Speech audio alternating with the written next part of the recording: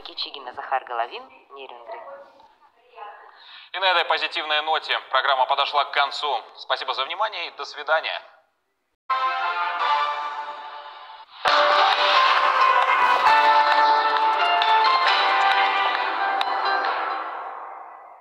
Алроса ответственно относится к экологии Якутии, важнейшей территории своей деятельности.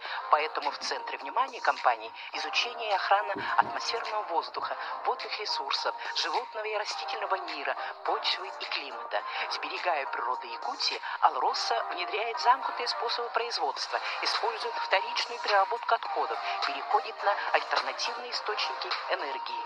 Беречь и сохранять, заботиться и вдохновлять. Алроса – якутская компания. Мы стараемся быть открытыми для каждого из вас. Мы даем больше возможностей, делая вашу жизнь легче и комфортнее.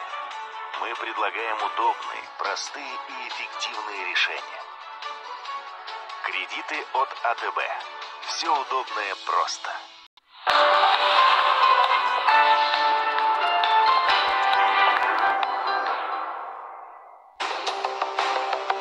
Каждое событие имеет причины и последствия. У каждого преступления есть имя и фамилия.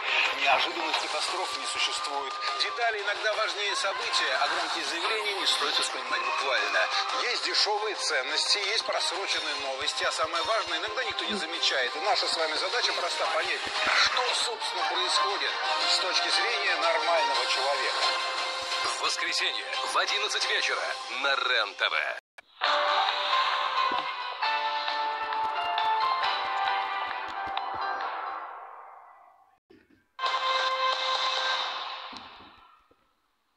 Здравствуйте, в эфире обзор чрезвычайных происшествий, в студии Юрий Осипов.